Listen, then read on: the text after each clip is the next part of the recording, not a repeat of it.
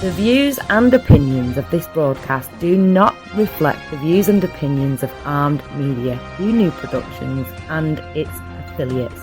Enjoy the show.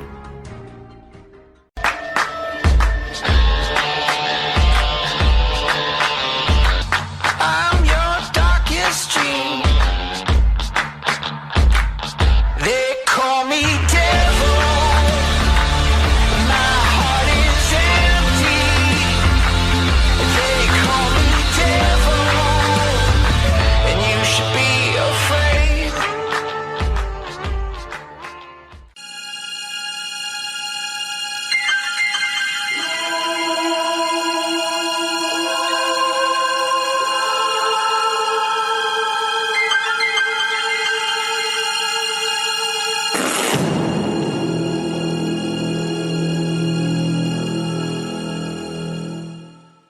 But in 1977, at a Girl Scout camp in Oklahoma, all of that changed.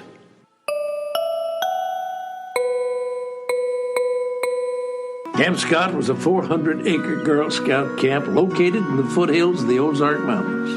For 50 years, its pristine wilderness had been the summer retreat for thousands of young girls.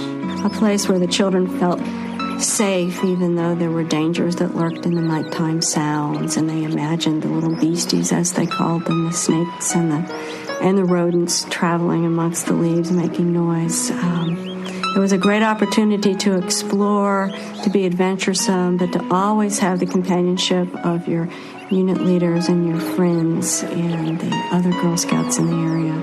It was, I think, one of the most thrilling places to be for a young woman, where she could grow and explore and stretch herself while living in a group and learning to share friendships and responsibilities and jobs. Previous day, busloads of children had pulled through the gates at Camp Scott to drive down the road called Cookie Trail. Children crowded to the left side of the bus to look out of the window. Some of them chanted in unison the names of the signs that designated the camp units: Osage, Chickasaw, Creek, Seminole, Choctaw. Chanting grew louder as the excitement built.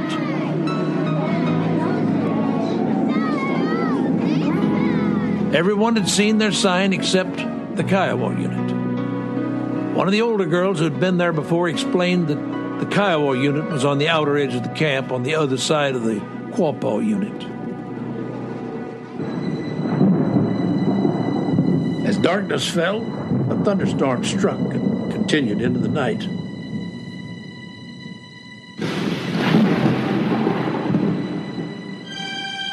"27 girls had been assigned to Kiowa unit.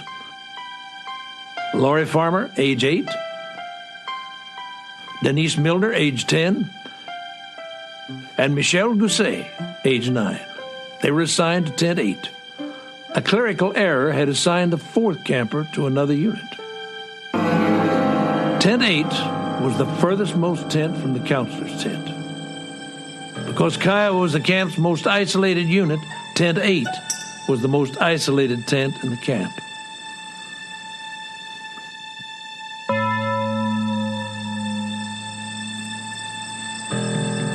A counselor in the Comanche unit noticed a dim light in the woods that appeared just beyond the tree line surrounding the camp. She knew that no one should be in that area and pointed her flashlight in that direction. As the beam of light hit the trees, the dim light went off. She turned her flashlight off and waited. In a few moments, the wane light returned and began moving northwest in the direction of the Kiowa unit. I don't know if I went to sleep or whether I must have. I don't know what time it was, maybe even midnight or past midnight or so. I woke up and I heard noise coming from an area kind of off the road by our tent. it was kind of intermittent. It wasn't continuous. Something like a cross between a frog and a bullhorn or something. It was low and kind of guttural. It wasn't language. It didn't really seem human. It didn't sound like any animal I'd ever heard. So I thought that I better go out and check. And I think I still heard some kids. I don't know. And I woke Dee just momentarily to say, "Do you hear that?" And I was like, "It sounds like an animal or something." And so I went out with my flashlight and started walking over that way. And it kind of like how an animal would do if you pointed a light at it and stop what it was doing. And I still couldn't really tell where it was coming from, but it didn't. I guess I'm not too far removed from the horror movies or whatever. I didn't want to go over and have it jump out of the bush at me or something.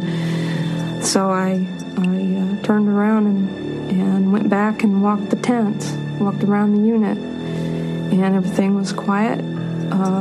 All the tents were quiet, and I went back to bed and went to sleep.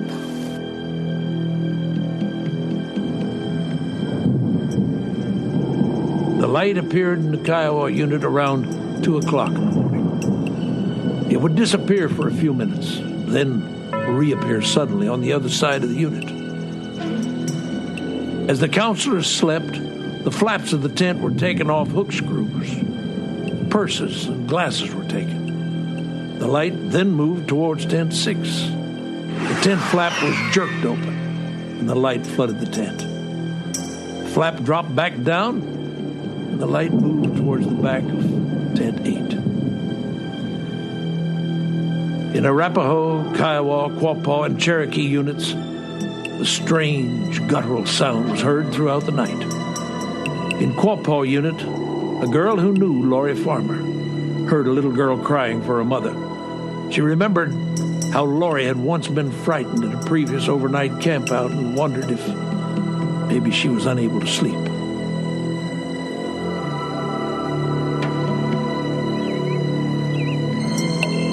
I woke up. My alarm went off.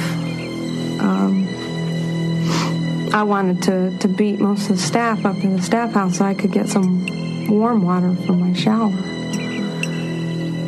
And the sun was just kind of breaking through. I don't think it rained anymore that night. The water dripping off the trees is just kind of continuous. And so it was already kind of humid and everything in the morning. And I grabbed my stuff I needed for my shower, and as I walked out of the tent and onto the road, I was heading up the road, and I looked to something caught my attention out of the corner of my eye. I could see kind of on the other side of the fork of the road something laying there. I could see there were sleeping bags, and I thought they must have delivered some of the stray luggage and stuff that maybe hadn't made it to our unit. I thought that some of the sleeping bags must have come off the truck, and I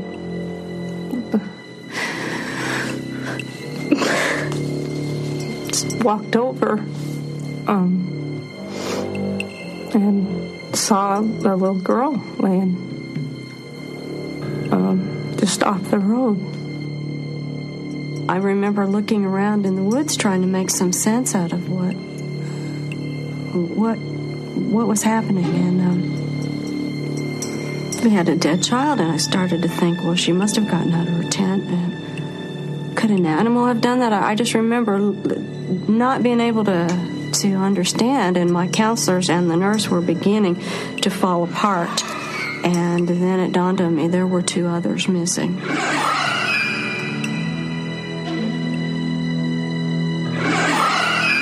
As we looked around when we realized that Denise was dead, we did notice the sleeping bags adjacent to, but several yards off. And my husband and one of the camp counselors walked over to the sleeping bags and picked them up,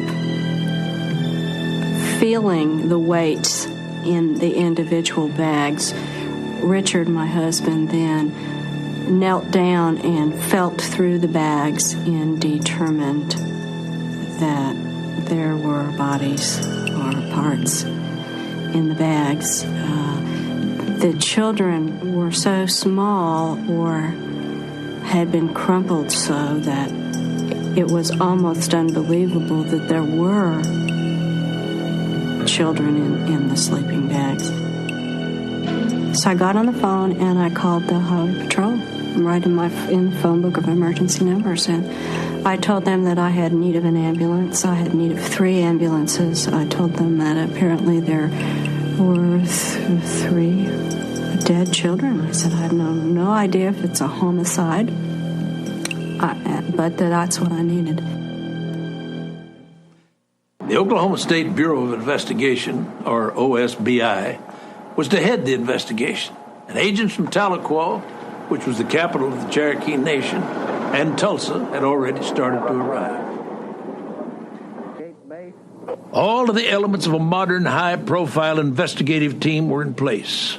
But in the hills overlooking Camp Scott, something was happening that defied 20th century logic.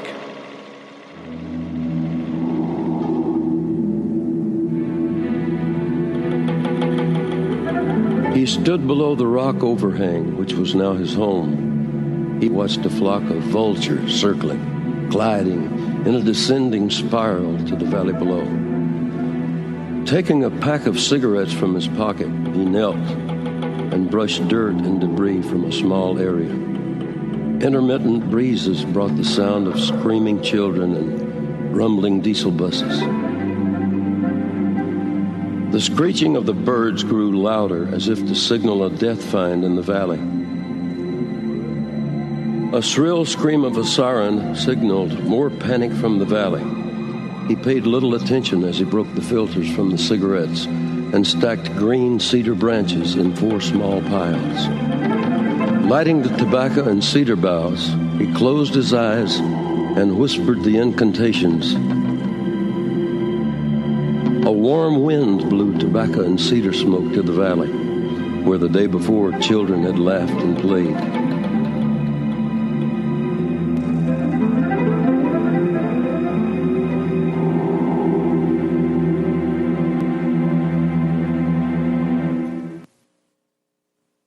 This was a crime scene like none I had ever been to before. The best way to describe it would be the reverence of a church.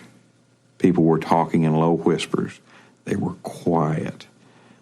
As I look back at it now, I don't even recall birds singing. We walked over and there were 2 bags.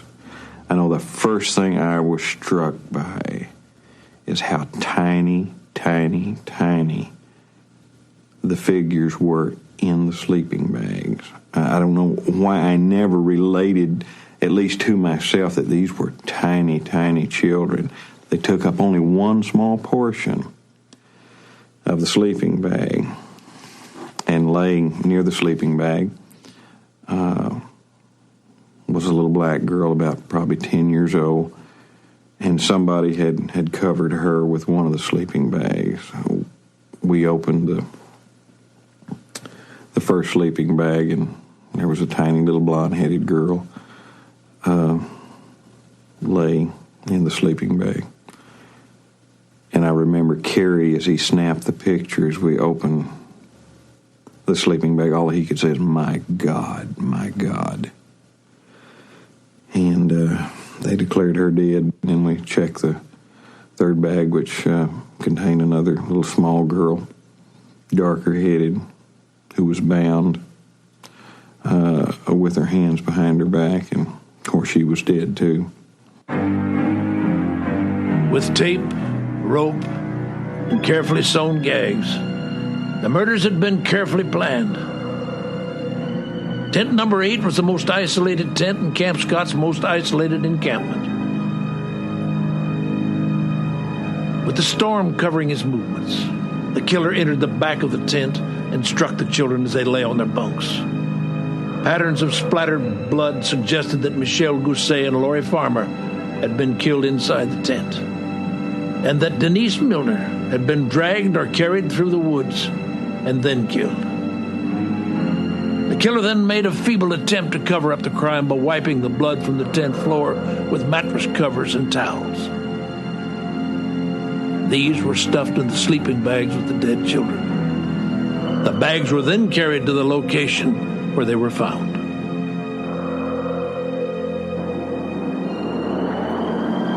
The other children were not told about the murders. They were loaded on buses and returned to Girl Scout headquarters in Tulsa. Parents didn't know if their child was murdered until the buses arrived.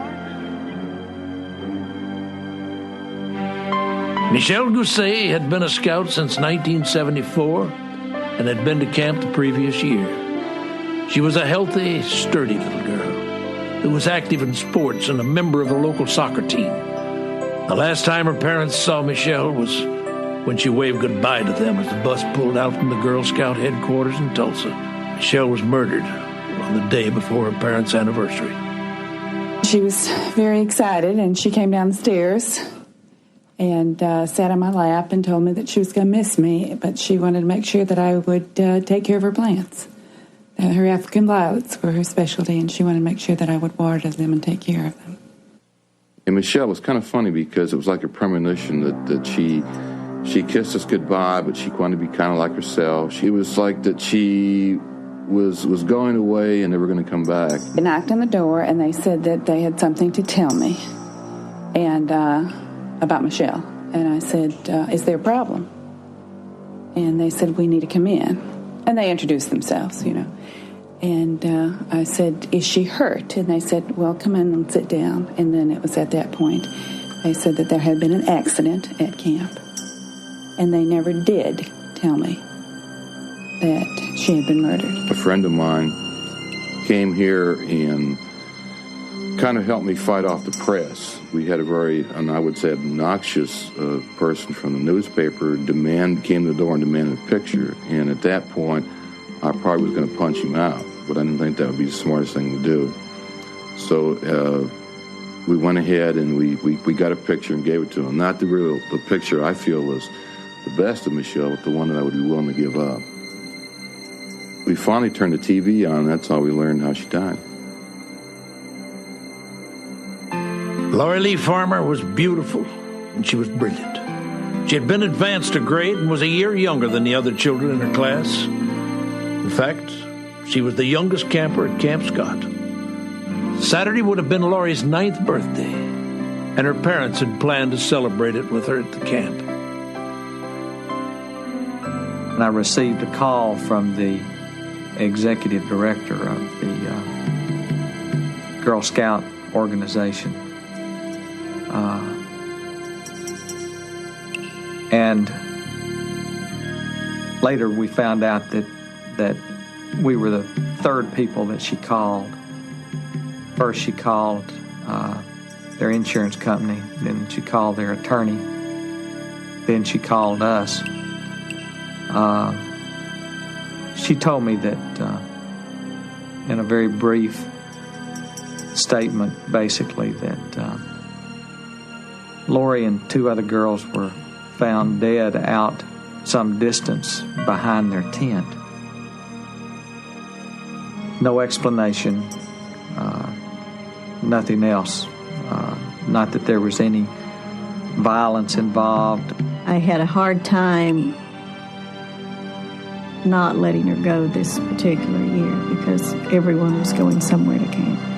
She wasn't real adamant about it being Girl Scout camp. She wanted to go somewhere to a camp, and she had actually picked 2, the Y camp and Girl Scout camp.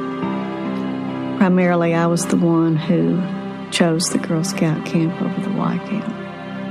And that's something that I have to deal with myself, and that was my decision. Also, the week that Lori went to camp was my decision. And that's a decision that rests pretty heavily with me.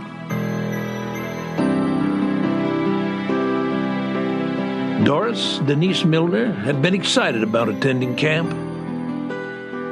But the thought of leaving her mother and her 5-year-old sister had caused her to be apprehensive. She had to be reassured every step of the way.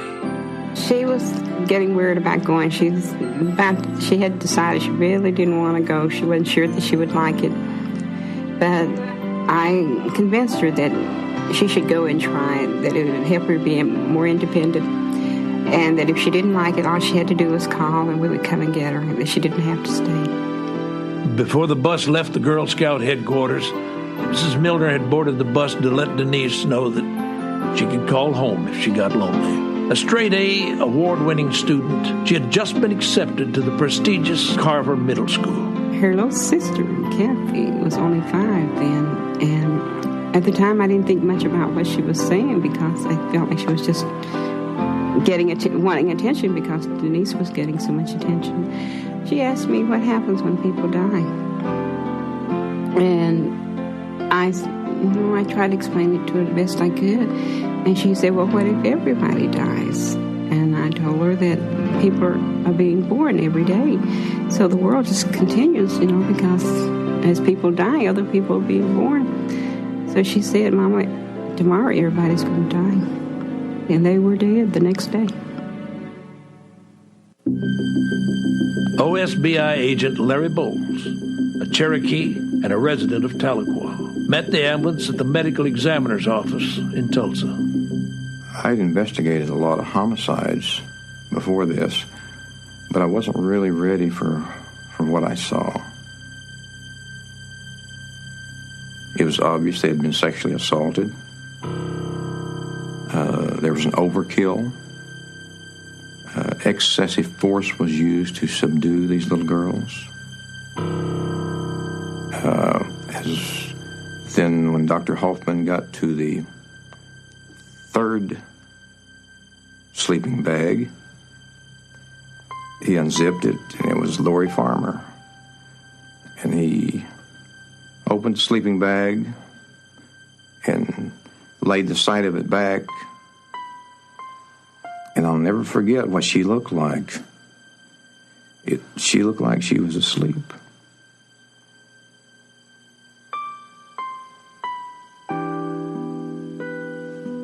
And I thought maybe she'd wake up. But I knew that wasn't possible. She was just at peace.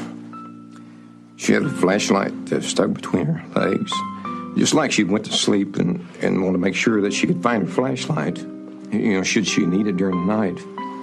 But she was, lying there so at peace, just like a little baby asleep. And I kept wanting her to wake up because I could see no injuries on her. And I thought, she can't be dead. And I took her out of the sleeping bag, laid her on the table. I still saw no injuries. And as I looked at her in the sleeping bag, the only thing I was hoping for, after I finally convinced myself that she was dead, I was hoping that maybe at least one of the little girls hadn't been sexually assaulted. Maybe just one of them hadn't been. And as the medical examiner pulled the sleeping bag away from her, I could see her panties had been pulled up and they were twisted to one side. And I knew then she would never wear her underpants that way. And I knew that she had probably been sexually assaulted. Forensic chemists and crime scene technicians swarmed over Camp Scott. A red flashlight, a roll of duct tape, and a nylon rope were found next to the bodies. But one thing bewildered investigators. Why had several pairs of prescription glasses been taken from the tents throughout the camp? It appeared that the killer would try the glasses and then discard them when the prescription was wrong. The duct tape and the nylon rope found at the crime scene and used to tie the children had been stolen from a farmhouse located a mile from Camp Scott.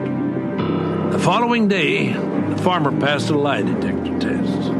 By the end of the day, a Tulsa newspaper screamed, "Lie detector test given here in Girl Scout slangs." The articles continued on another page.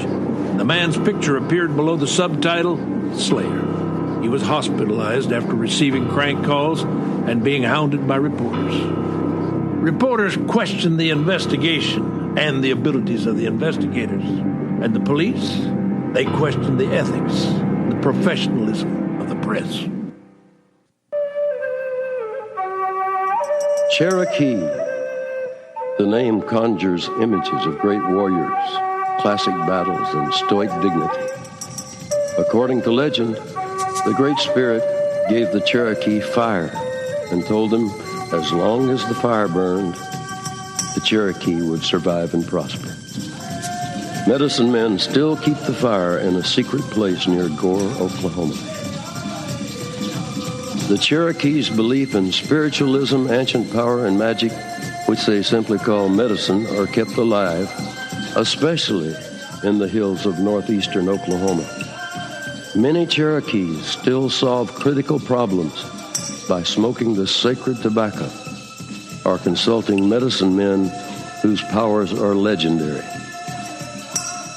The mysticism rarely surfaces, however, and to the white man, even close friends and neighbors, it's all but non-existent.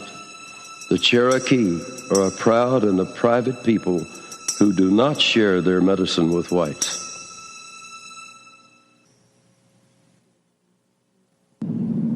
Tracking dogs were flown from Pennsylvania to search for the killer. The press dubbed the dogs Wonder Dogs. The owner claimed they cracked an 8-month-old case in Pennsylvania by picking a suspect out of a lineup. They promised a break in the case within 48 hours. At a command meeting, it was mentioned that a Cherokee named Gene Hart had escaped from a county jail and was still at large in the area. A local football hero, he had been convicted of raping 2 pregnant women. The seriousness of the moment was broken, as one of the agents said a Cherokee medicine man had placed a curse on the dogs, and they would soon die. Everyone laughed except Agent Harvey Pratt, a full-blood Cheyenne Arapaho. When I get involved in those investigations of Indians who were talking, and the rumors that we heard during the investigation of the little girls that were coming out of the Indian culture, especially since that was a heavily concentration of Native Americans up in there. So we started getting a lot of that, and I started picking up a lot of that. And I had to consider that, especially of things after I had learned on my own through the investigation that led towards Indian culture and towards Indian suspects. Agents' laughter about the medicine man's curse on the dogs rang hollow when news came that one of the Wonder Dogs had died suddenly, probably from heat prostration, it was nervously suggested. In a cave overlooking Camp Scott, OSBI agent Arthur Linville found a newspaper matching that found in the flashlight at the crime scene. Certainly the odds against the newspaper found inside the flashlight, which was apparently used to help make the contact with the battery, being the same edition as that found at a remote location in a cave 3 miles south or southwest of the crime scene, I thought that the odds against that were astronomical. Agent Linville also found tape and plastic material used to cover the flashlight lens, 2 photographs of women, a red pair of lace panties, and the glasses taken from the counselor's tent in Kiowa unit. The newspaper, tape, and plastic material linked the cave to the flashlight found next to the bodies. But who had used the cave? The only clue was the crumpled pictures. The pictures of the mystery women were printed in newspapers and shown on television across the nation. It was almost 9 p.m. when Agent Pratt slipped quietly out of the command post and walked in the darkness to a small creek 100 yards north. He had decided to smoke himself the Indian way with cedar boughs. The lush white cedar smoke passing over the body during prayer is the Indian's way of cleansing and purifying the spirit and to provide clarity of thought. He was interrupted by 3 agents who asked if they could join the sacred ceremony. And I said, well, yeah, you can. I think it's great. That's fine.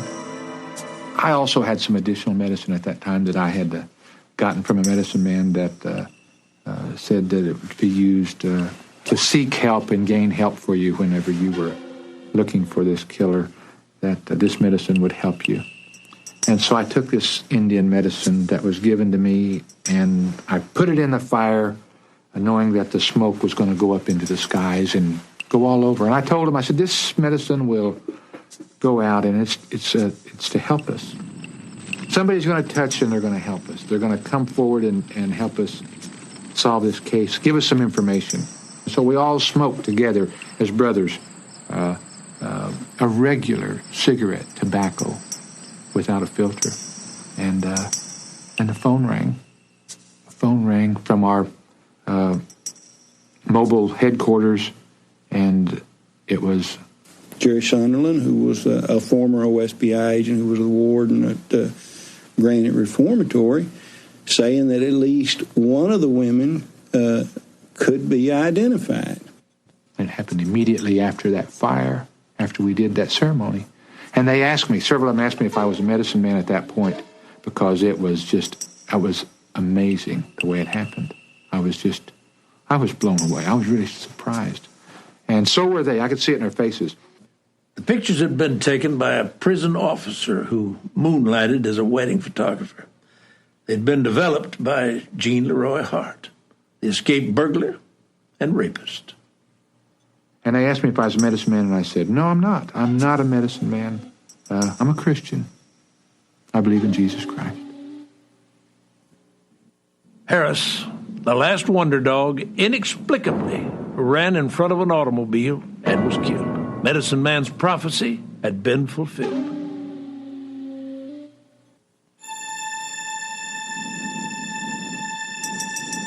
In Tulsa, in 1966, Gene Hart kidnapped at gunpoint 2 pregnant women. He bound them with plastic duct tape and nylon rope, forced them into the trunk of his automobile, and drove them toward the oil refineries of West Tulsa. After he stopped, I opened the trunk and got me out and put me in the back seat. That's when he raped me. First time. And sodomized me. And I was begging him not to. And he was just incoherent. He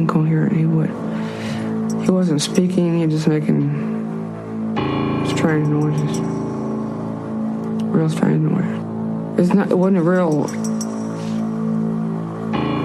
like somebody in pain or somebody just out, or a growl, or it was,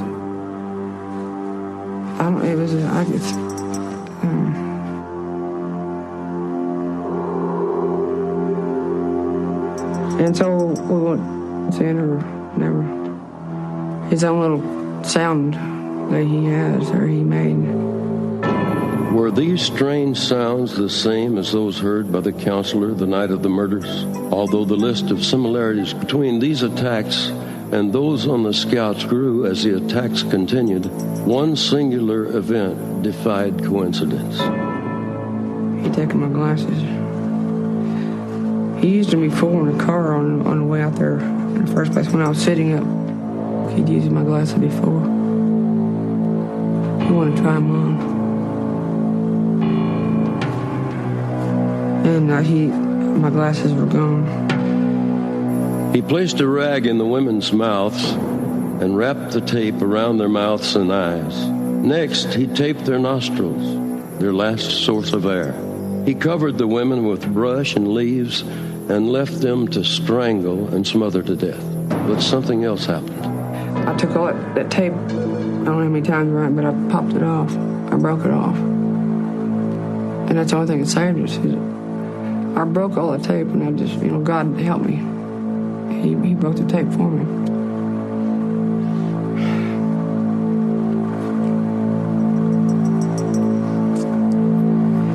So I knew I was going to make it.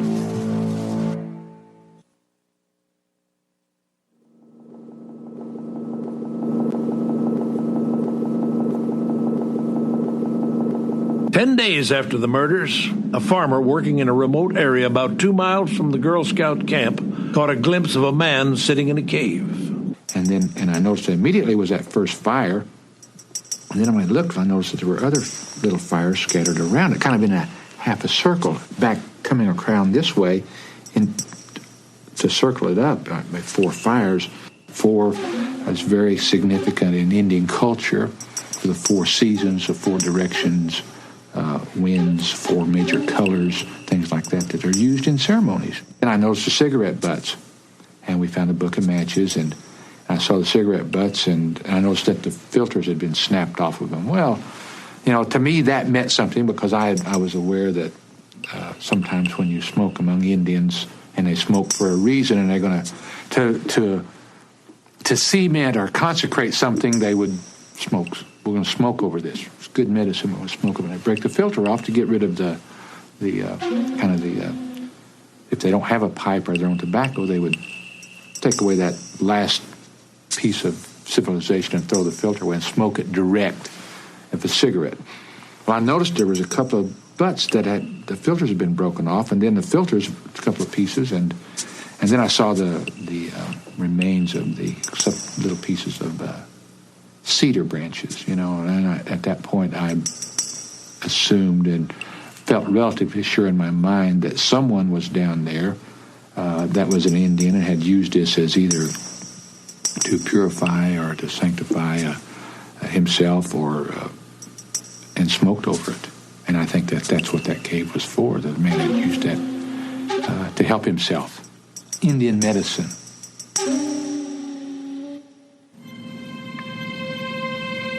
A light fog hung like a morning veil over the ground, and a serenade of tracking dogs echoed through the hollows. This ground had not always been a Girl Scout camp. Legend had it that it was sacred ground.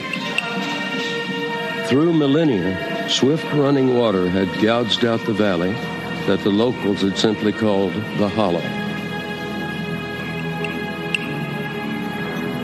This place was a perfect mask to disguise its mysteries.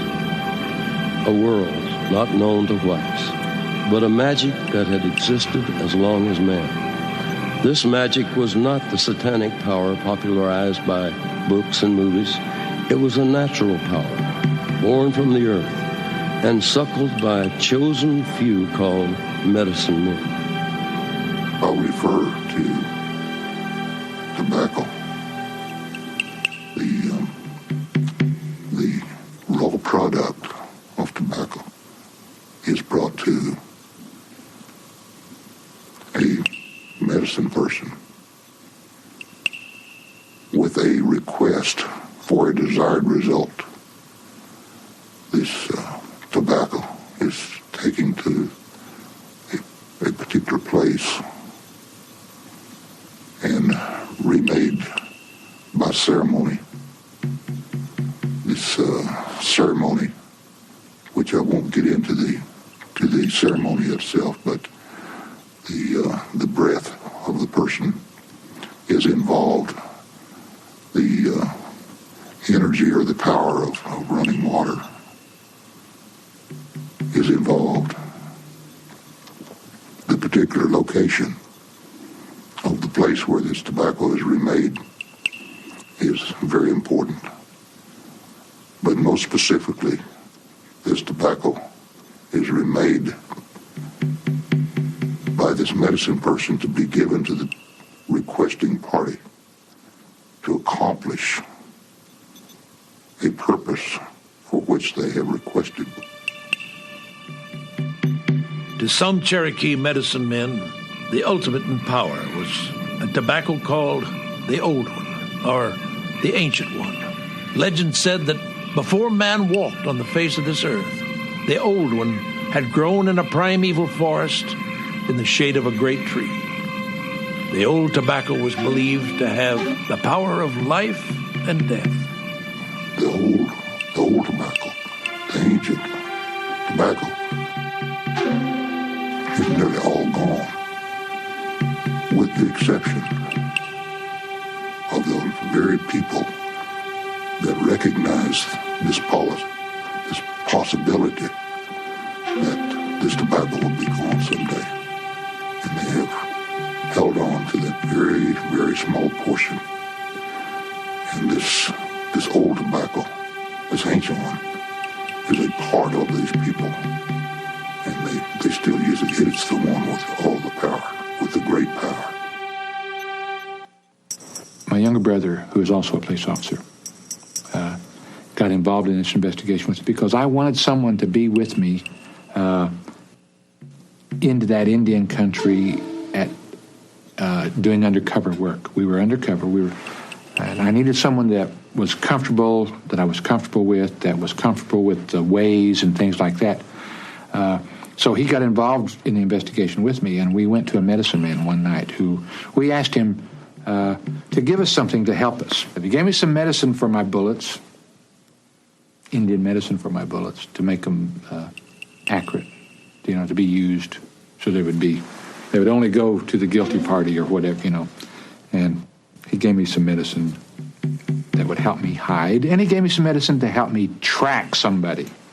If I got on the trail of an investigation of somebody, then once we reached a certain point, if I put this medicine down in a track or in the concept or the trail, same idea, that I would never lose this man. I would be on him all the time. See? So I had several things, and we did it all in duplicate for myself and my brother. And I used all that stuff. I used all of those things under the restrictions that was given to me, because I wanted to make sure that things were done properly according to, and since I felt like we were dealing with Indians. What we were really so concerned about was that there were so many things happening that a good investigator had to be concerned about, and then someone who was raised in the Indian culture, things that were starting to happen during this investigation, like even the tracking dogs. We were concerned about the rumors of him being able to shape change and to move about, and things that he had said to jailers, and laughing at them about how he'd eluded them and above and below, and when the dogs struck a trail from the camp, and they went through the camp there and they hit that meadow, and they went to the clearing of that out in the middle of that field, and they just stopped and they quit, and they just walked in circles, and the trail didn't go anywhere. From in the middle of that field, for some reason, the scent just died right out in the middle of that field, like he went off into the air. And you saw things like that just compounded what you had heard as in the investigative talk and the rumors, and you were concerned. I got concerned. So when my brother and I went up there, we went and asked for Indian medicine, and we spent many nights up there, out in those hills. And if you were plagued with these thoughts about medicine and spirits and things like that, and someone who was still possibly there, and I never felt like he was gone. I always felt the presence that he was there.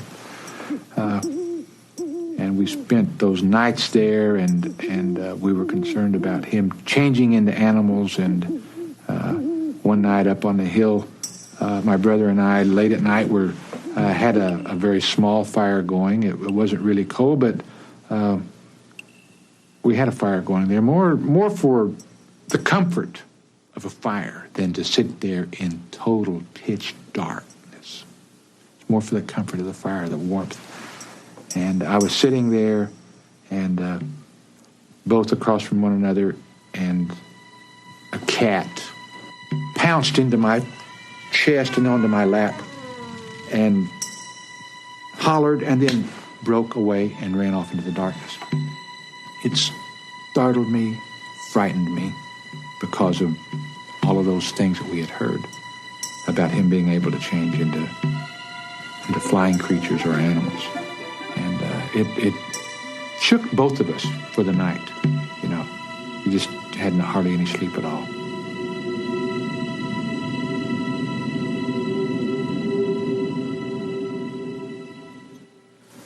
During the course of the investigation, I developed an informant, but it was a couple of days before I actually told my supervisor that this person had come to me, had contacted me with information on Gene Hart. And I had to do some soul searching for a couple of days because I knew when I went to my supervisor was going to want to know who the informant was. And I had given my word that I would never divulge this person's name. And based on that,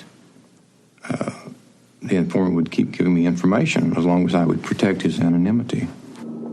The informant told him that Hart had been taken to a medicine man in the notorious Cookson Hills area.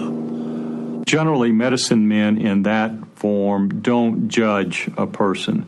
If an Indian needs help or needs a place to stay, and that person is a believer, generally they just move in. There's no questioning. If Gene Hart went someplace and said he needed help, the medicine man would let him move in with him. And I think that's what happened.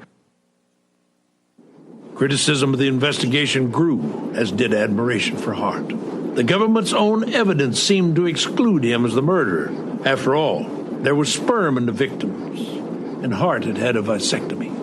With this seemingly incontrovertible evidence, many investigators also had doubt about Hart's guilt. And yet, every resource the government had to offer was used in an attempt to capture him. 40 FBI agents, as well as every agent on the OSBI, pursued him. He had eluded the National Guard, the Highway Patrol, and over 600 searchers. Bloodhounds, wonder dogs, and heat-seeking aircraft had failed to find him. Every day that Hart remained free added to his reputation and to his cause.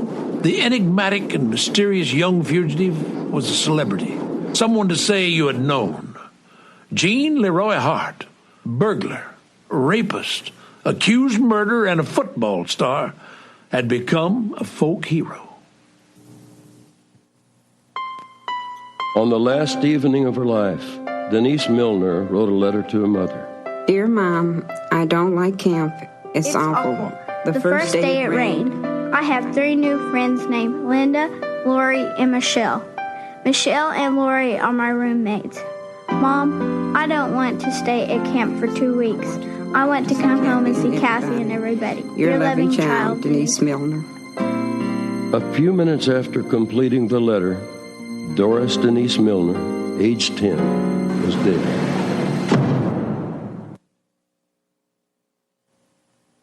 On April 6th, Larry Bowles met with Mike Wilkerson, who had been placed in charge of the manhunt a week before. We decided to go ahead and confront the medicine man's wife at that point. I want the man that killed 3 little Girl Scouts, and you all are hiding him. If you're playing a game with us, we're through playing games. We're starting to indict people. We know a lot about you. And like I said, I'm not interested in you all. But we're interested in Gene Leroy Hart, and we want him. And if you don't cooperate with me today, you're going to be indicted by a federal grand jury. And if it's a game to you, I can assure you it's stop being fun right now. I can tell you one more thing, that up to this point, the 3 fathers of these little girls, they're pretty uptight. Even though it's been almost a year ago, they're still pretty uptight about it. One's a police officer, and one's a doctor. One's a businessman in Tulsa. They have been calling us repeatedly, wanting to know. They know that we know who the mediator is. We haven't given them any names. But I can assure you, by the time the sun goes down tonight, they're going to know your names and your addresses. Agent Bowles' bluff paid off. The woman took Harvey Pratt in an unmarked van to scout the area where Hart was hiding. pulling up there just before we get to make the raid, and I mean the hunt is still fresh in your nose, and you're on ready, and we pulled up, and we're waiting for the lead car by Mike Wilkerson. And so as we stopped our vehicle, I looked around to my right and saw Mike and the other agents coming up in front of the residence. As soon as we see that car in up to the front, we all bail out over the ridge, and we rush across from the left side through the briars, and we're running through these thorn bushes and briars, and I can remember pulling on my clothes and pulling on my body, but the adrenaline is pouring, and we run through there, and we see the back door crack opened, and there was Gene Hart, and he was bent over and stuck his head out the back door. I pointed my shotgun at him, and he was off safety, and I could have shot him right then, but I didn't. And I yelled at him. I said, "Gene, we're state agents, you're under arrest, we have you surrounded." I said, "Give up." And he ducked back inside, slammed the back door. Adrenaline pumping pretty good about that time, and looked at Jack Lay, who had pulled his car in front of me, and he was at a dead run by this time, and he kicked the door of this old house. We burst in. There was a rather large Indian man, and he broke to run out of the front room. And Jack Lay said, "Do you want to die today?" And the man stopped. He went ahead and was cuffed, and we took him outside and laid him on the ground. And my first view of him is he's laying on the ground. Since I had used my medicine on him, that first thought that I had, since his soles were pointing towards me, I just went over and tapped his feet because of the medicine that I had used, and I took my medicine back from him, from my trail medicine. I reached down and got him by the arm, going to help him up. And as I got him to his feet, I asked him, I said, "You killed those little girls, didn't you?" He said, "You'll never pin it on me." It didn't escape anyone's attention that Gene Hart was wearing women's glasses. We subsequently transported him to the Tahlequah OSBI office without him muttering a word on the way down there. He never said a word. The largest manhunt in the Southwest had ended in the legendary Cookson Hills. Somehow, it seemed appropriate. The land that had hidden Pretty Boy Floyd, Rufus Buck, and Belle Starr added yet another name, that of Gene Leroy Hart. Experts found that Gene Hart's hair matched exactly the hair found on the tape used to bind Denise Milner's hands. But one thing could blow apart the case against Hart. Gene Hart had had a vasectomy. If he was innocent, there would be no sperm in his semen. But the samples revealed Gene Hart's vasectomy had not been successful.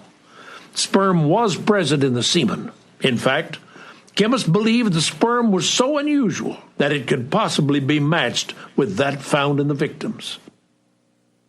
Hart hired attorneys from the Native American Center in Oklahoma City. Now, many of Hart's supporters were disappointed that he had chosen the young attorneys when it was believed that he could have any attorney in America. But they were competent and they were energetic advocates. On the last evening of her life, Michelle Gousset wrote a letter to her aunt. Dear Aunt Karen, how are you? I am fine. I am writing from camp. We can't go outside because it is stormy now. Me and my tent mates are in the last tent in our unit. My tent mates are Denise Milner and Lori Farmer. My room is shades of purple. Love, Michelle. A few minutes after this letter was written, Michelle Heather Gousset, age 9, was dead.